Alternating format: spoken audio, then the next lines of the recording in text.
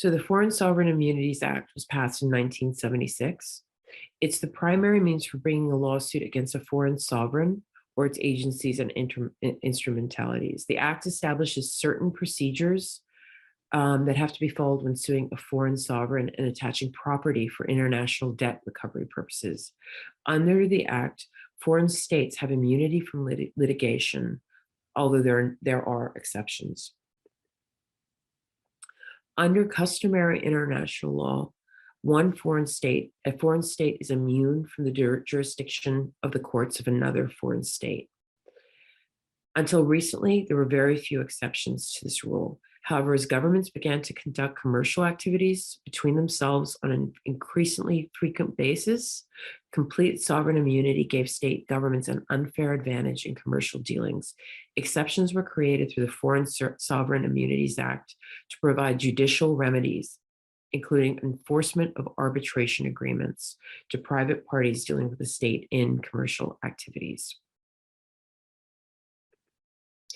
When does a state not have immunity under the Foreign Sovereign Immunity Act?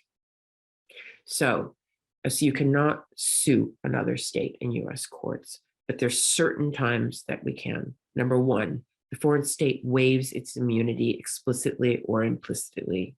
Almost never happens. Two, commercial activities by the foreign state involve or directly affect the United States.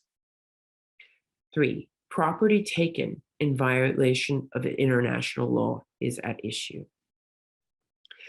Four, rights in US property acquired by succession, gift, or rights in immovable property situated in the United States are at issue.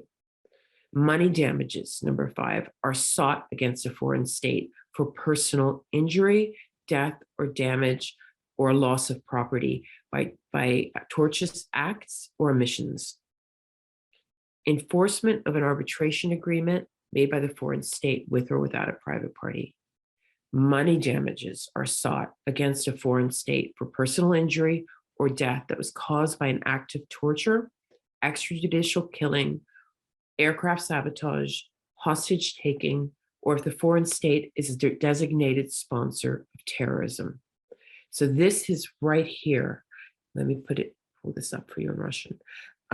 This is the key. This is where the majority of FSIA, Foreign Sovereign Immunity Act cases have come in, is when the foreign government can be shown to aircraft sabotage, taking over an airplane, terrorism, when the government is acting illegally under this list of categories. So this is significant. The second to last one on the list is very significant. And the case, the sort of most notable case that was brought was the case of Marie Colvin versus the Syrian government.